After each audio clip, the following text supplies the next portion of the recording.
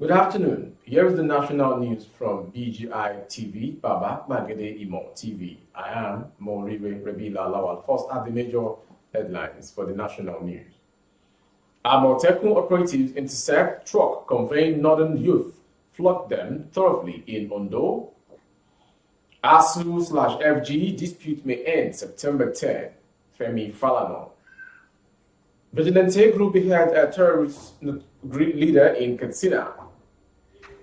Gunmen attacked police in Ebonyi. 2 operatives shot, spokesman. Commotion as man set for burial walks out of casket. And on spot, tournaments ongoing in Nigeria. The news in detail. Sarah reporters gathered that the youths who were passing through the state were intercepted around Biliaje Estate, Ilesha or Expressway. They were, however, thoroughly searched by the operatives who found nothing incriminating on them. Some operatives of the Ondo State Security Network, popularly known as Amotekun, on Friday afternoon allegedly beat up some northern youth who were passing through the state. It's coming, a witness told Sahara reporters that after the stop and search operation, the Amotekun officials descended on the youth and flogged them thoroughly. Their motorcycles were also seized by the operatives who later asked them to continue their journey. We initially thought they were bandits, but they were not. The Amotekun people asked them to come down, which they did. They searched all of them and found nothing incriminating on them. But to our surprise, they started beating them. They seized phones of those recording this act and deleted the pictures and videos. Someone asked why they were beating them when they didn't see anything on them. But they claimed the driver initially refused to stop, making them to waste their time.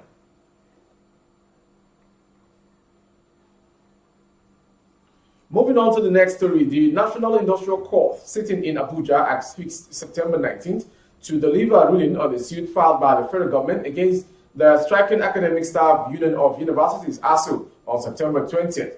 Meanwhile, ASUU has given a glimmer of hope that the dispute may be resolved at the scheduled stakeholders meeting with members of the House of Representatives. Counsel to the association, Mr. Femi Falana, has informed the court that ASUU will be meeting stakeholders in the House of Representatives on September 20th to ensure that the matter is resolved. Minister of Labour and Employment, Dr. Chris Engige, had, on behalf of the federal government, filed a suit before the court to resolve the issue of the ongoing strike by ASUU. Specifically, the suit is seeking the order of court directing ASUU to call off its 7-month-old strike. When the case was called yesterday, counsel to the federal government, Mr. J.U.K. Igwe-san, informed the court he has filed 2 motions before the court on behalf of his client. While the first motion is for an interlocutory injunction, the second is an affidavit of fact in support of the referral sent by his client. Igwe submitted that some questions were raised. He informed the court that although the processes have all been served on the respondents, he had yet to receive any response from ASUU. He urged the court to take the applications as they were ripe for hearing. While emphasizing on the importance of the case, the federal government counsel stated that the issue raised in the suit is of the matter of urgent and national interest as millions of students have been at home since February 14. However, counsel to ASUU, Mr. Femi Falana, in his response, acknowledged receiving process from the claimant and stated that they were already filing their reply in the court's registry. He said the Minister of Labour and Employment lacked the power to ask the court in his referral to order the defendant to go back to work. He also informed the court that ASUU would be meeting stakeholders in the House of Representatives on September 20th to ensure that the matter is resolved. Earlier, counsel to Socio-Economic Rights and Accountability Project Sarah, Mr. Ebola Dogorua San, had raised the issue of joinder and consolidation of the suit, citing Section 36 of the 1999 Constitution to fair hearing. Moving on to insecurity story, a notorious leader, Shola, has been killed by the vigilante in community town of Bandit in Katsina State. It was learned that after killing the bandit leader, they allegedly beheaded him. The notorious was nicknamed Shola by the resident because he operates as he carried out his terror activities in broad daylight. He was eliminated by the vigilante group in Bandit town in Katsina State, who chopped off his head after killing him in one of his terrorism activities. According to the report, the resident made show with his head as they moved around the town displaying a severe head. Shola is said to be in charge of the bandit terrorizing northern Nigeria and also in control of the camps in the vast forest in Zamfara, Katsina, Kaduna, and Niger State, respectively. Moving on to the next story in Ebonyi. Police spokesperson in Ebonyi, Chris Anyang, confirmed an attack on a police patrol team by gunmen in Unkomoro area of the state on Thursday. He said 2 operatives were shot in the encounter. Moving on to the story, on Thursday, a police patrol team attacked to Eza North Divisional Headquarters was ambushed by a gang of hoodlums who shot periodically at the team. Mr. Ayawo, a police superintendent, said in a statement on Friday. A quick response by the patrolmen got the hoodlums scampering for safety with bullet injuries. Mr. Ayawo further confirmed that the encounter left the police patrol vehicle burnt by the miscreants. 2 policemen who sustained injuries as a result of the attack are responding to treatment in the hospital, he however pointed out. Furthermore, none of our weapons was scattered away by the hoodlums as reported, Mr. Ayawo stated. Police tactical teams have arrested a number of suspects in the area and investigation is ongoing, the spokesman concluded. And to another angle of the national story, residents of Gidan Angalu community in Notor local government area, Nasarawa State, were thrown into commotion on Tuesday after a man said to be a native doctor rose from death when he was about to be buried.